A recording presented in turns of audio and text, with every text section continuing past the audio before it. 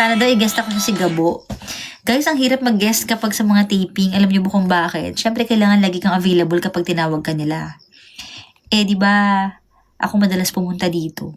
Pero okay lang naman.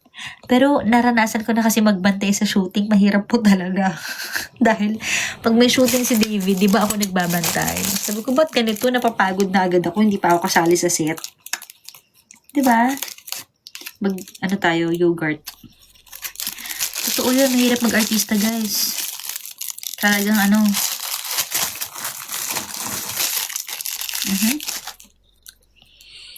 Sobrang hirap.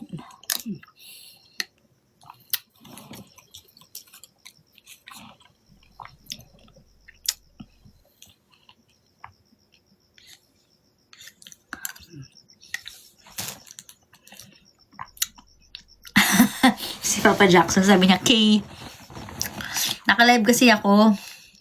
Kay daw. Asan ka ba? Tapos ka na ba? Ayan, i-accept. Kaya pala, nag-add pala siya. Kaya pala nag-Kay. Sorry naman, di ko nakita. Ayan na siya. Ay, magsalita. Hello? Nakasampung request ako, hindi ko pinapansin. Ito naman, napakamatampuhin. Hindi ko nakita, kumakain kasi ako yogurt. Sampung request? Hindi ko nakita. Ngayon ko nga na nakita, nag-comment ka ng K. Ito po talagang mga taong may muscle. Sila po talaga yung mga mga madaling magtampo. Kumusta na pag-gym mo dyan? Hello? Tapos ka na? Pauwi na ako. Kumain ka na? Sa bahay na lang. Kumain ka na ba? Hello? Ayaw niya akong pansinin, guys. Nagdadrive ako.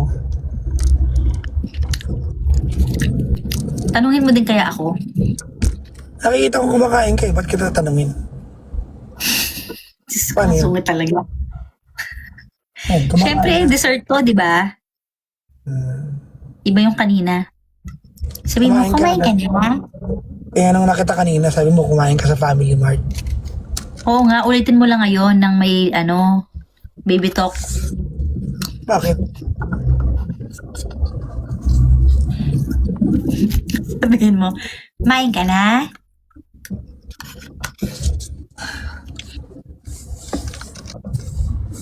Ayaw niya po.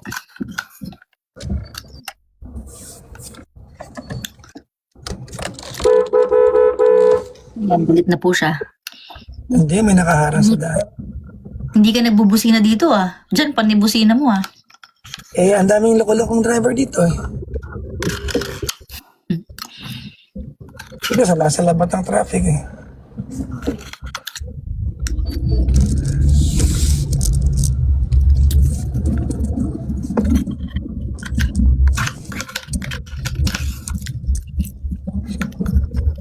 At kung umabot man sa dulo at tatanda na tayo, ikaw pa rin ang uwian.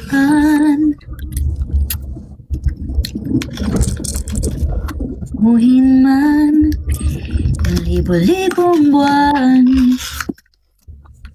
Oy, alam mo ba, naglaba ko kanina. Nagpunta kasi dito si Ate Gina, dumaan siya dito. Tapos, tinuruan niya kung paano maglaba. Gumagana na yung washing machine. Pipindutin mo lang pala yung on, tapos bubuksan mo yung gripo. Tapos yun na yun, pagbalik ko, tuyo na yung nasa loob ng washing machine. Sabi ko, ganun lang pala yun. Eh, walang gripo eh. Hindi kasi nga ngayon may hose na, bumili kasi kami ng hose. So nung may hose na, dun sa kabilang gripo, pag binuksan mo yun, automatic na pala pag inon mo, siya na din yung magtutuyo. Ang galing.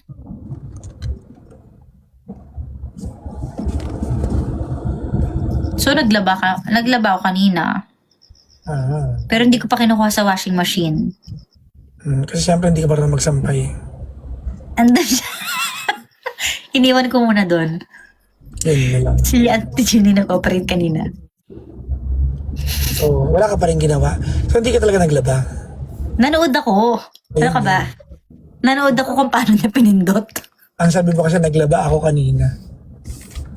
Parang ganun na rin yun kasi nagbantay ako eh. Hindi parang ganun yan. Grabe ka naman. Pag kumakain ka at nanood ako sa yung habang kumakain ka, hindi ako kumain. Nanood lang ako sa kumakain. Ang arte nito. Kakainis. Di ba? Magsampay ka Oo na, na. para mo magdamag. Bukas ko na isasampay. Andun lang naman yun sa loob eh. Mama ko yun, isampay mo na kayong gabi bago ka matulog. Ayoko magsampay ngayong gabi. Natatakot akong bumaba. Dati nakatakot ka umakyat, ngayon nakatakot ka na bumaba. Siyempre, andito na ako eh. Tapos lalabas pa ako sa kalsada. Ano ko ba? Safe naman yan. Sabi, alam mo ba, usong-uso sa TikTok ngayon yung Virgo ka ba? Kasi ang daming mga hanas ng mga Virgo. So, tinatanong dito, is Papa Jack Virgo? Opo, Virgo po siya. Tingnan natin mga ugali ng mga Virgo. Katuwaan lang. Ugali ng mga Virgo. Sabi dito, Oy, ang mga Virgo daw ay organized, masipag, matalino, at praktikal. Gusto nila malinis at maayos ang mga bagay sa paligid nila. Tapos, ang pinakamagandang qualities ng Virgo is mapagkakatiwalaan daw. Tapat sila sa mga kaibigan, pamilya at trabaho. Ikaw na ikaw to ah. Hello? Are you listening? Mr. Blakamoto? Wala, iniwan niya na tayo, guys. Hello? Hello? Nakamute yata si Mr. Blakamoto, may pinindot. Akala siguro niya narinig siya, hindi naman. Ayan, hello? Ayan, nakamute ka, no? Hindi, ano tawag nito? Nag-PM si Amit, may pinapagatabi ako sa kanya. Sino? Sino? Amit? Okay ka na. Ito na nga, ang magandang ugali nyo ng Virgo daw ay mapagkakatiwalaan, lalo na sa kaibigan, pamilya at trabaho. Ikaw na ikaw to eh, no? Tapos ito po, tinan mo, matulungin. Gusto nilang solusyonan ang mga problema ng ibang tao. Ikaw na ikaw din to. Di ba? Pero ayoko na maging ganyan, okay na tayo. Meron pa isa, matyaga ka daw at masipag. Matyaga? Matyaga ako sa gusto kong gawin. Okay. Sabi, hindi sila takot magtrabaho ng mabuti para makuha ang gusto nila. Tama naman. Matalino, mabilis silang umintindi at mahilig mag-isip ng malalim. Hindi ako Ito naman yung mga pangit sa ugali. Perfectionist daw. Minsan, sobrang silang... silang... Diyan tayo papunta. Yan talaga yung highlight ng kwento. Hoy, tingnan mo, binabasa ko lang yung pagkakasunod-sunod. Anong highlight? Yan talaga, diyan ka talaga excited magbasa. Anong pinagsasabi mo? Yan talaga yan, okay. Ito talaga yung... Sige, sa pangit na tayo. Sige na, go. Teka lang. Binabasa ko magkakasunod. Wala ako nilalaktawan dyan. Nauna yung magaganda, sumunod tong mga pangit. Anong gagawin ko? Tigilan mo nga ako. Binabasa ko lang lahat, oh. Next, kahinaan sa ugali. Perfectionist, minsan daw sobrang mapanuri sa sarili at sa iba. Yung pinapansin lahat, ganun.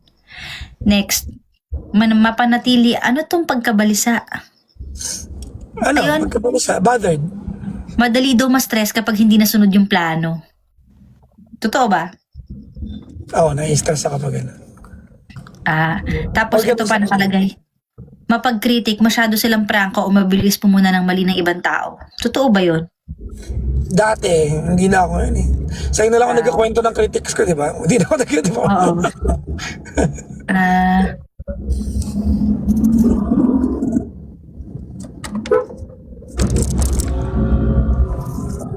Oo. Ikaw naman.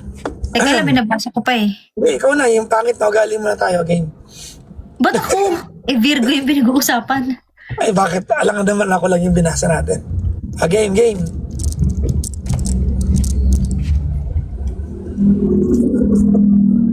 Asan na yung sa'yo? Teka lang, pinabasa ko yung tungkol sa emotional intelligence ng mga Virgo. Hindi daw sila nakikiramay o nag-iisip agad sila ng solusyon para tulungan ka. Practical yung Ayan. empathy niyo. Yung empathy niyo practical, hindi siya yung emotional side na kumusta ka or ganyan. Totoo yan. Totoo yan.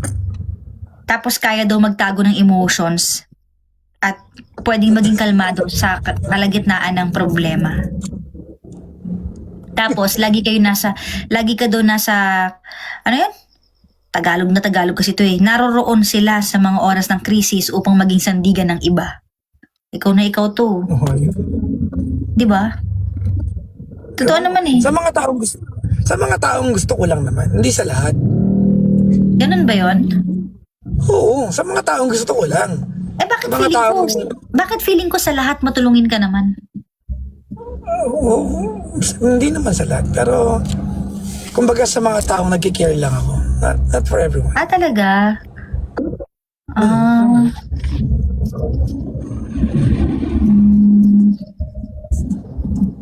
Sige. Ito naman, sa Gemini. Ito mga Gemini. Teka lang, naglo-load. Wait lang. Ang mga Gemini daw ay friendly, matalino, madaling makabagay at masiyahin. Twin zodiac sign, madalas silang dalawa ang personality. To, magandang ugali. Mabilis silang mag-adjust sa kahit anong situation or nasa paligid nila. Or kahit sa mga tao, madali mag-adjust. Tapos, magaling mag-communicate sa pagsusulat at mahusay magsalita. Parang Gusto nilang matuto ng mga bagong bagay. Masiyahin. Dahil sa mga humor nila at kakaibang energy. Ito naman yung kahinaan. bakit sa akin ang tawag kapangitan na ugali? Ba't sa'yo kahinaan lang? Bakit parang iba yung term? Binasa ko kanina, sabi ko kahinaan, di ba?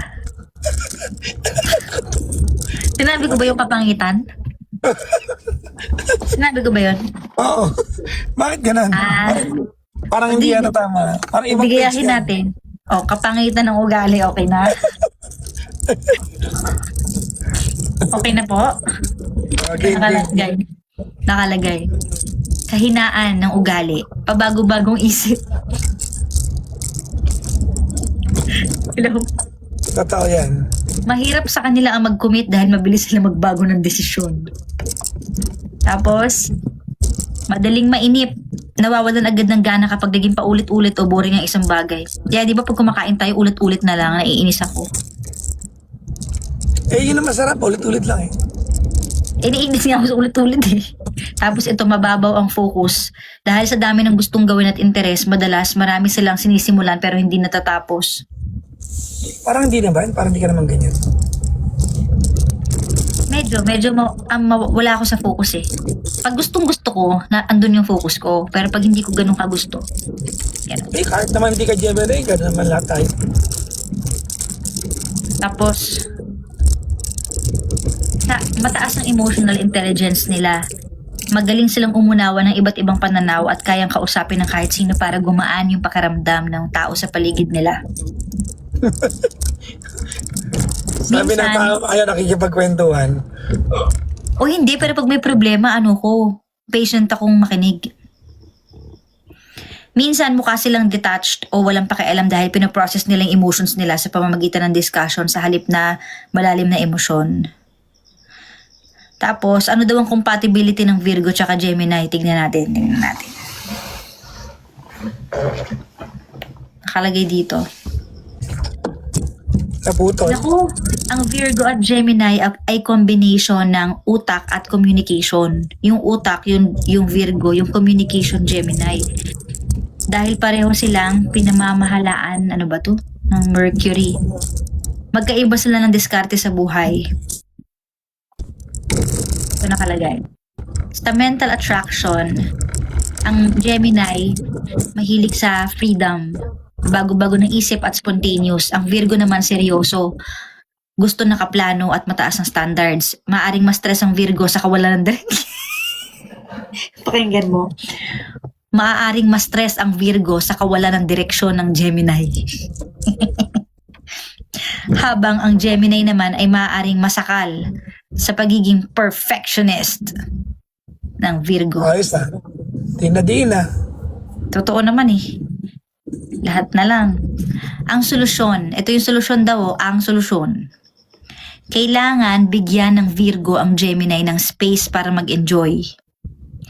Sa kabilang banda, kailangan namang magpakita ng higit na katapatan at kapanatagan ang Gemini para hindi nag-aalala ang Virgo. Totoo ba yun? Pumalik ko dyan sa binabasa mo. Number 2. Compatibility naman sa trabaho. The brain power duo. Sa aspeto ng trabaho at negosyo, napakalakas ng combination ng dalawang ito.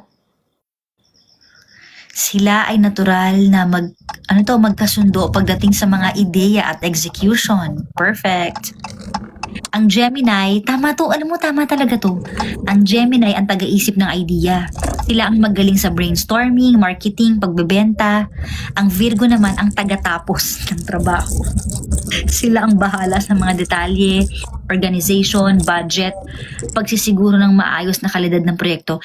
Kaya pala sa edit, di ba? Ako yung nagbe-brainstorm, tapos sumusunod ka, gagawin mo, tapos ikaw na yung final touch, ikaw yung mag-i-edit.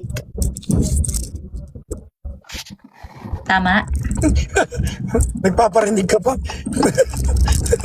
Ano ba? Hindi totoo nga, ito lang nakalagay oh. Sige nga, tatapos mo. Ikaw yung taga-tapos ng trabaho, tapos Tatapusin ako ko yung na bukas. taga-isip. Ha? Binabasa ko lang Tatapusin ko na to. bukas. Binabasa ko lang, wala akong parinig. O, ito naman. Ito yung buod. Buod is summary ba yun? Okay. Yes. Sa communication, ano ba to? Marka? Anong marka? Wala daw katapos ng usapan at palitan ng ideya. Sa trabaho naman, mahusay daw. Perfect combination ng pagpaplano at talino. Sa pag-ibig naman daw, medium lang. Kailangan daw ng malaking compromise dahil sa sobrang magkaibang ugali. May tanong dito, gusto mo bang malaman kung sino sa kanila ang dapat mag-adjust kapag nag-aaway? Oh my... Ba't ganito yung tanong ni Gemini? Sino daw yung... sige, sabihin ko, oo. Sino daw yung dapat mag-adjust? Ito, Wala namang binabasa tanong ko eh. lang ha. Eh, Ha? Wala naman Uy, akong binabasa tanong. ko lang talaga. Okay. Sa isang relasyon o trabaho, ang Gemini ang mas malamang na unang mag-a-adjust. Ano ba yan? Okay, good. Kapag may away o hindi pagkakaunawaan. Pero ang Virgo ang gagawa ng permanenteng solusyon. Narinig mo? Tama. Kaya makinig sa Virgo. Bakit Gemini ang una nag-a-adjust? Kasi mabilis mainip ang Gemini sa mahabang tampuhan at talakayan. Mas gusto nilang tapusin agad ang away para mag-move on na. At ang Gemini ay madaling magpatawad. Dahil hindi nagtatanim ng galit ang Gemini. Pagkatapos ng ilang oras, maaari silang umakto na parang okay na pag nakapag-usap. Tapos, flexible daw mag-isip ang Gemini. Kaya nilang makita ang pananaw ng Virgo. Kaya madali silang magsabing, sige na. Bakit naman nahihirapan ang mga Virgo mag-adjust sa Gemini? Sabi dito, dahil sa prinsipyo at standards. Kapag nag-away kayo, iniisip ng Virgo na may maling proseso o maling ugali na kailangan ayusin. Hindi sila papayag na sorry lang at walang malinaw na plano. Matagal bago kumalma ang Virgo. Diba yan? Dahil iniisip nila ang lahat ng detalye at posibleng kahihinatnan ng away. Paano aayusin ang problema? Unang hakbang. Ano ba yan? May unang hakbang pa. Babasagin ng Gemini ang katahimikan. Ano ba yan? Sa pamamagitan ng pakikipag-usap o pag-aya ng usapan para lumambot ang Virgo dahil sobrang tigas ng Virgo. Matigas pa sa bato. Walang... Tumigil ka, walang ganyan dyan. Sabi dito. Matigas Sabi pa sa dito eh. bato. Ay, wala ba? Wala yan. Number 2. Solusyon. Kapag kalmado na ang lahat, ang Virgo ang maglalatag ng patakaran para hindi na uulit ang problema. So, ito daw yung mga dapat sundin. Ito yung mga dapat sundin para maayos. May tanong siya, gusto mo bang bigyan kita ng tips kung paano kakausapin ng isang Virgo kapag galit sila? Oo, sige. Oo. Sabi dito. Okay, paano kakausapin ang Virgo kapag galit? Ano ba naman to? Ang mga Virgo ay hindi nadadaan sa drama. Kailangan nila ng logic. Huwag maging madrama. Iwasan ang sobrang emosyonal na pagsasabog. Mas makikinig sila kung kakausapin mo sila ng kalmado at direct to the point. Ilatag ang solusyon, huwag basta mag-sorry. Sabihin mo kung anong gagawin mo para hindi maulit at gusto nila ng aksyon. Bayan, ang sobrang pabebe naman ng Virgo. Wow! Bigyan sila ng oras. Kung galit na galit sila, huwag mong pilitin magsalita agad. Hayaan mo lang sila mag-isip para kumalma ang kanilang utak. O, ito naman. Para naman sa mga Gemini, paano kakausapin ang Gemini naman kapag galit kami? O, makinig ka. Hello? Nakikinig, sige. Okay. Ang mga Gemini ay nadadaan sa communication at pag-unawa. Kaya kung maaari, huwag mong patagalin ang away at lapitan mo agad sila kapag nagagalit sila. Bakit? Wala yan dun. Wala yan dyan. Paano mo nasabi? Kasi iba yung construction ng sentence. Wow, na-ano pa talaga yun Sa'yo lang galing yung gawa-gawa. O, sige na, ito na, totoo na to. Ang mga Gemini ay nadadaan sa komunikasyon at pangunawa. Pakinggan ang kanilang panig. Hayaan mo silang magsalita at ilabas ang lahat ng saloobin nila nang walang interrupsyon. Kailangan nilang maramdaman na naririnig sila. Gumamit ng mahinahong tono. Mabilis silang ma-stress kapag sinisigawan o sinisisi. Kagaya ng laging ginagawa ng iba. Mas madali silang kausap kung parang normal na diskusyon lang.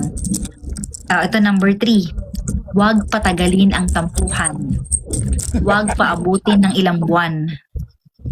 Kung ayaw mong masaktan. Wala yan. Sabi dito. Bago Ito na talaga. makanapan. Ay, ito na talaga, totoo to. Ayan huwag patagalin ang tampuhan. Mas gusto nilang pag-usapan at ayusin ang problema. Ngayon, araw na ito. Ang pag-snub o pag-silent treatment sa Gemini, tinan mo, ay lalong magpapalala ng sitwasyon. Oy, binasa ko to, totoo to. Hindi ako nag-iimbento.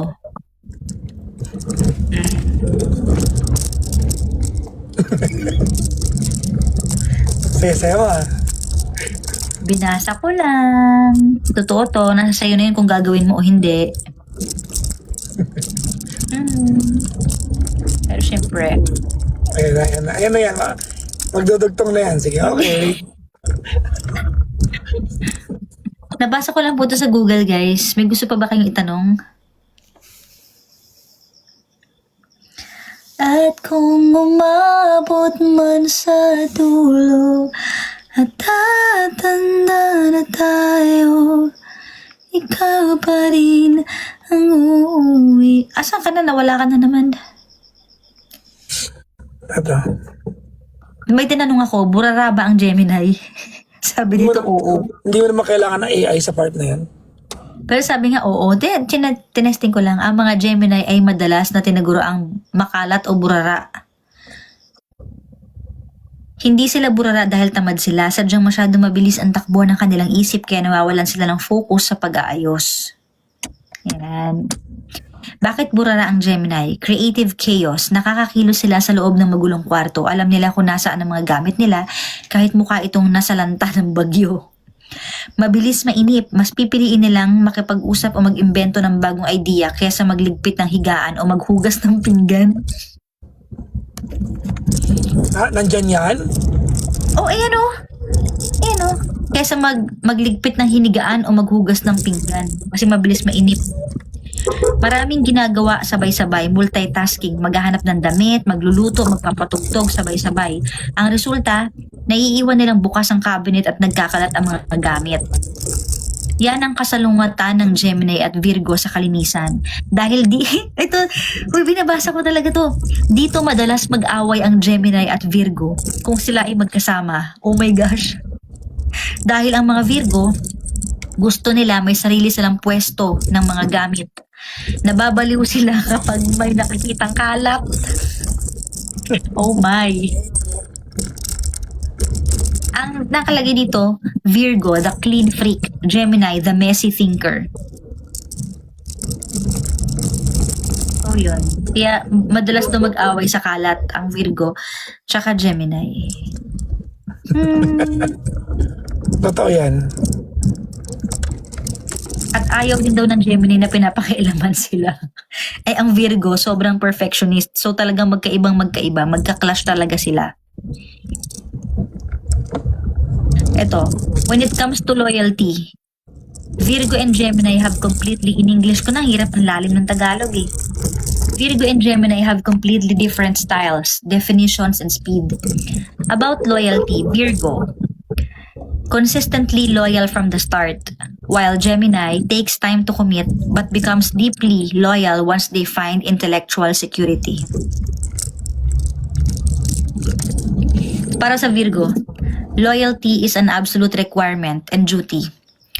They show it through actions rather than grand romantic gestures.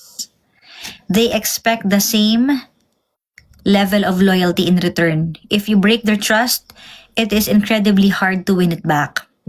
Stable. Once they choose you, they rarely look elsewhere. They invest in a long-term future. Sa Gemini naman, mental connection. Uy, grabe naman tong sa Gemini. Basahin mo. Gemini. Ang pangit. Medyo mabasahin. Gemini. Ito lang. Di ba baguhin dyan? I-reconstruct niya yung sentence. Grabe ka naman. Okay. Gemini gets a bad reputation for being flirtatious or two-faced. But, may bata, this is a misunderstanding. Their loyalty operates on a mental and social level. If they feel bored or suffocated, they might drift away. Gemini is only loyal to the person who keeps their brain stimulated.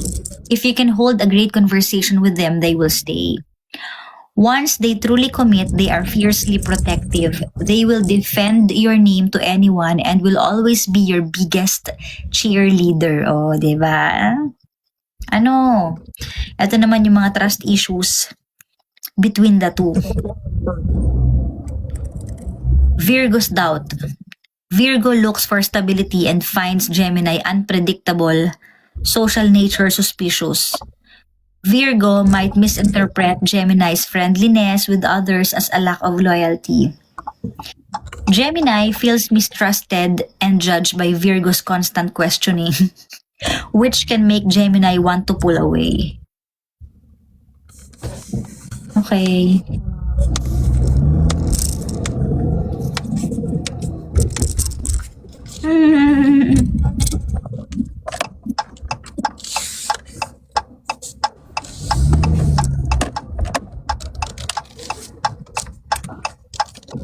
Ano na?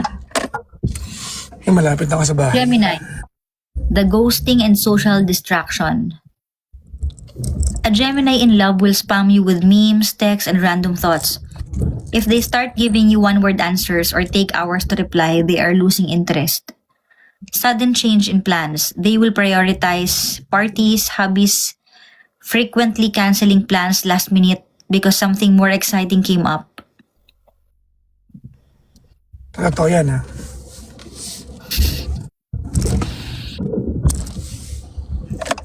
Virgos are fiercely private.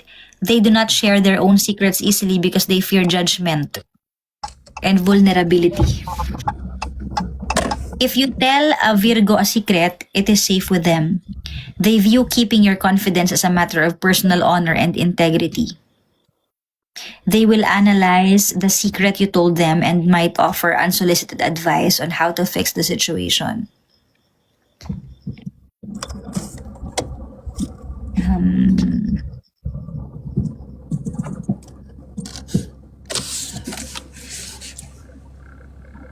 Okay na? Ano na? Ano na? Ano na din? Teka lang, may tatanong.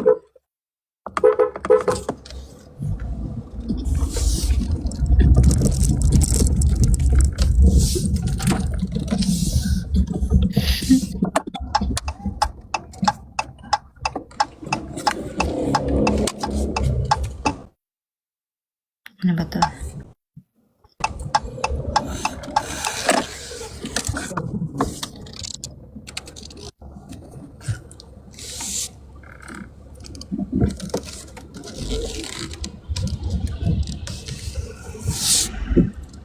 Ano ba yan? Bakit? Tinanong ko yung mga gawaing bahay naman kung sino ang dapat. Nakakainis. Sabi ganito daw ang dapat gawin para Sabi. sa Gemini. Sabi, ito yung mga active task na dapat sa mga Gemini. Kasi madaling mainip ang Gemini. Magtapo ng basura, ano ba yan? Para nakakalabas sila ng bahay, yung pa yung pinaka-ayoko. Mamili ng Teka lang. groceries. Magpapasok lang ako sa garahe. O sige. Wait lang.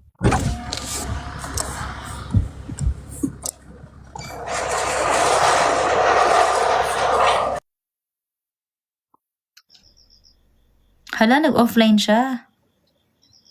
Ba't ganun? Sabi niya papasok ko lang siya sa garahe. Naantok na ako, guys. For good daw ba ako dito? Hindi naman po. Ang hirap.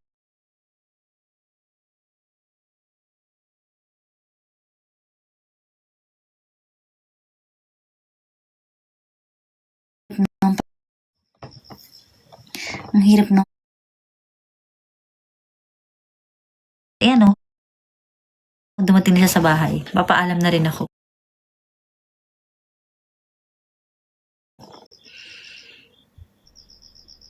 Kids, ang saya.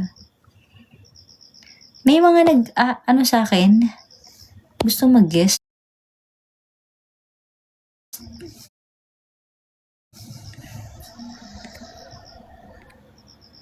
Paano ba to?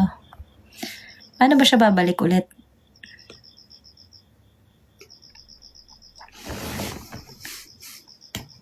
Bakit ganun Dito sa Japan, kahit galing ako sa labas, pag inamoy ko yung damit ko, ang bango. Hindi amoy pa.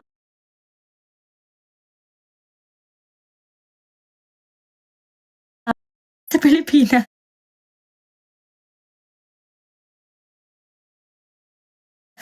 Sa Pilipinas. Ba't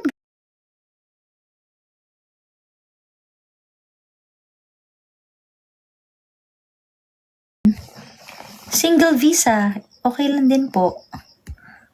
Multiple visa, okay lang din po. Wala namang kailangang mabigat na visa. Okay na yun. Ganun. Kaso syempre, magpa-multiple ka na kung gusto mong babalik-balik ka dito, di ba? Para sigurado.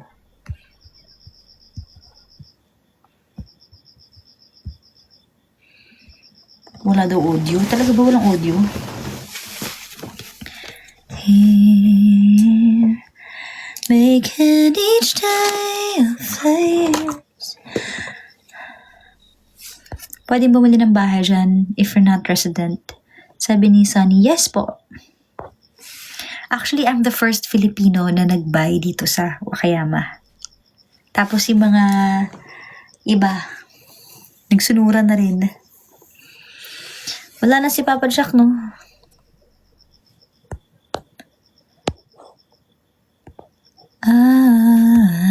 Papaalam na ba tayo? Or hintayin natin siya? Sa Pilipinas lang kailangan magpalit ng damit lagi. Ba't ganun? No?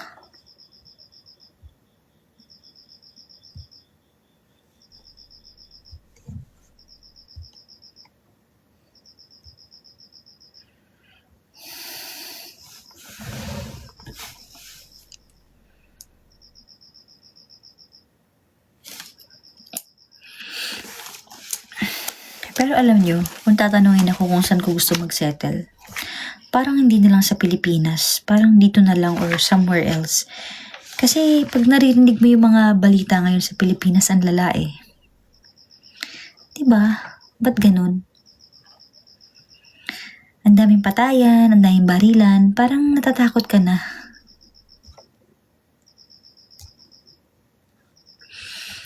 Ayun.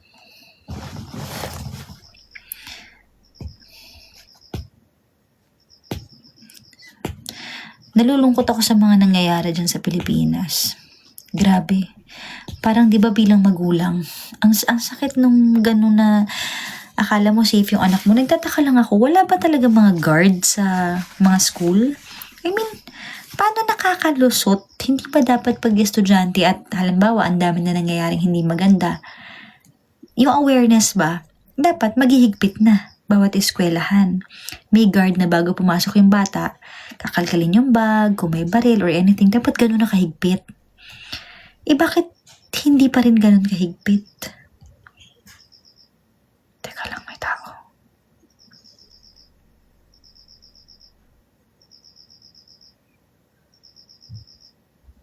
Oh my God.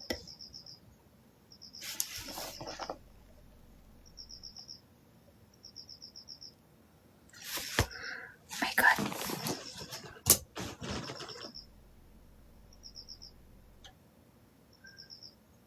Nalalak yung pinto ko.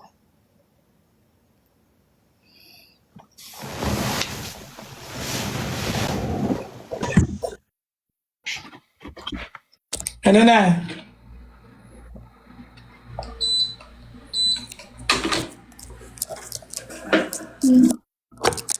Ano nang ano dyan? Ano nangyari?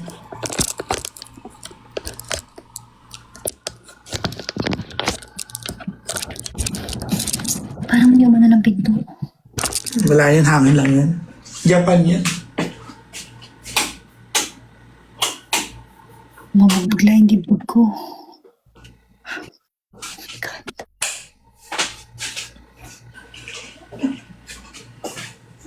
May tao sa baba. Walang tao dyan, mali mo.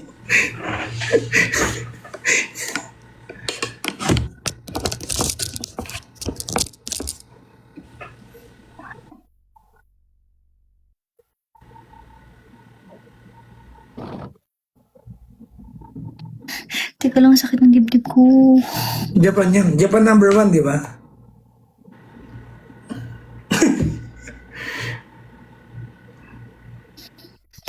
Teka lang. Guys, narinig niyo ba yun? Baka ano lang yan, pusa lang yan o daga. Hindi, pintuan yan. Pintuan. Pintuan sa baba.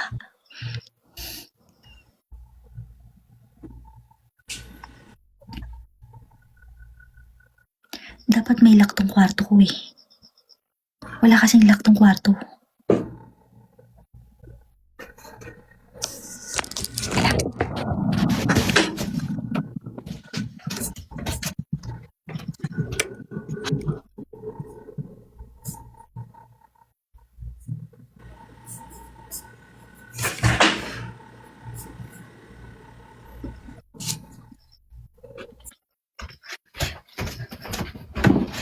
Ay, ayoko na.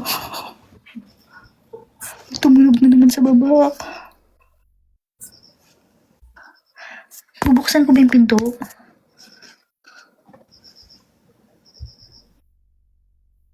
Hello? O ano?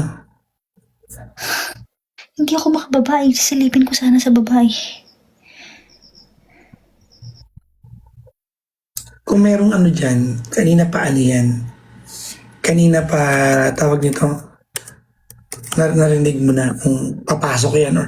Kasi sobrang dali naman marinig ng ano dyan eh.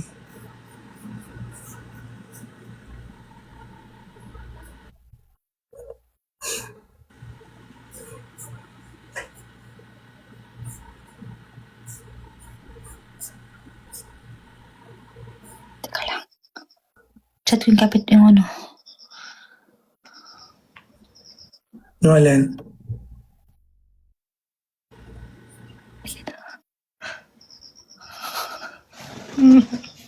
Meron ulit. Baka kapitbahay mo lang yan kasi magkakatabi bahay nyo. Ding-ding, di ba ding-ding-ding-ding lang kayo?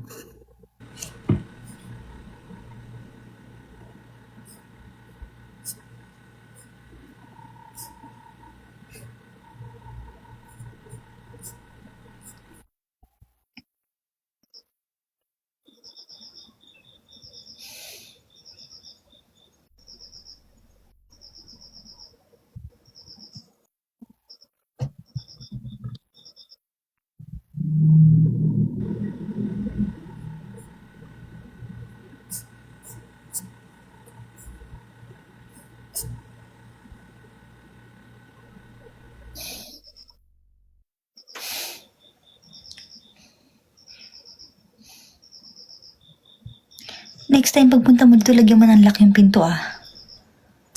O ba? Meron naman ah. Hindi dito sa kwarto ko.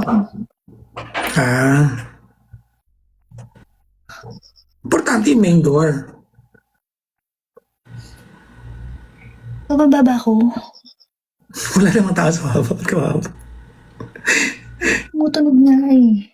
Ganun, kasi magkakalapit kayo ng pinto, so baka mamaya may dumating lang kapitbahay. Walang kapitbahay, tulog sila lahat.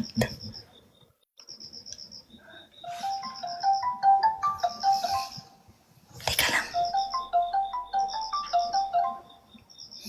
Kaya tatawagan mo. Si Ate Gina. Bakit? Nalalala ko yung kamay ko. Tulog, alas 12 na dyan. Yun naman yung kamay ko, pinagpapawisan. Baka ano kayo, nagulat ka lang. Ate, hindi ka sumasagot. Ate, may kalabog. Nakakaya. Ano ka ba? Paano ko matutulog ngayon?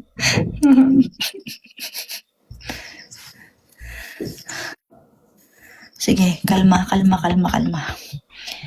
Pakalmahin muna ako.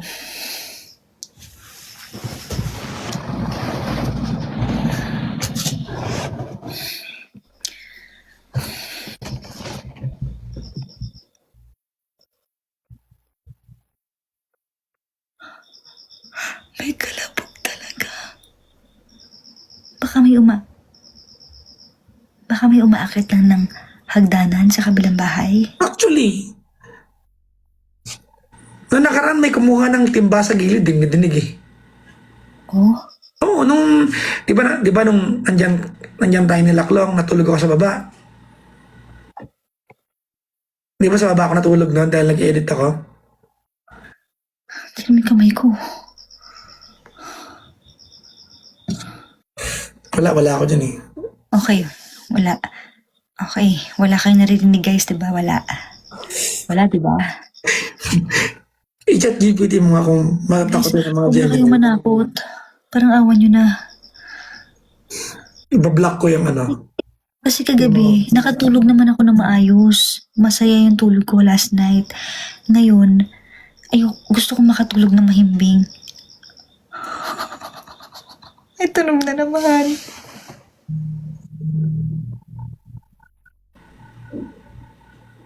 Okay, wala lang to. Huy, ang dami nanonood. Magta 3,000 na. Nirepost ko. Putik. Salamat po ah. Wala na po kasi akong follower sa TikTok. Teka lang. Okay. Asa na ba yung pinag-uusapan natin? Para mawala ko sa iniisip ko. Ano nga ba yun? Ano yung pinag-uusapan natin kanina? Ang mga burarang ano. Hindi, may pinag-uusapan tayo kanina tungkol sa ano. Ito. Tungkol sa Virgo tsaka sa Gemini. Okay na. Itutuloy ko na para mawala yung takot ko. Diyos ko po. Okay. Ito na. Mabilis mainip ang Gemini. Kung sasabihin ng Virgo na maglinis tayo buong araw, tatakbo ang Gemini. Mas gagawin nila ang trabaho kapag may oras na.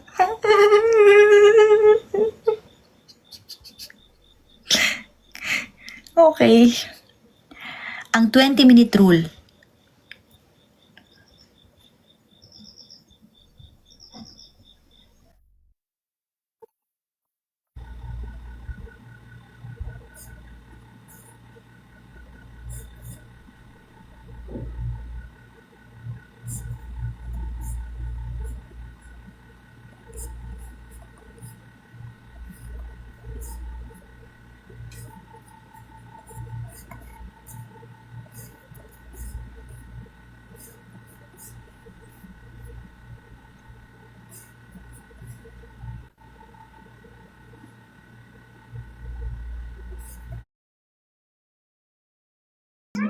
Uy, naalala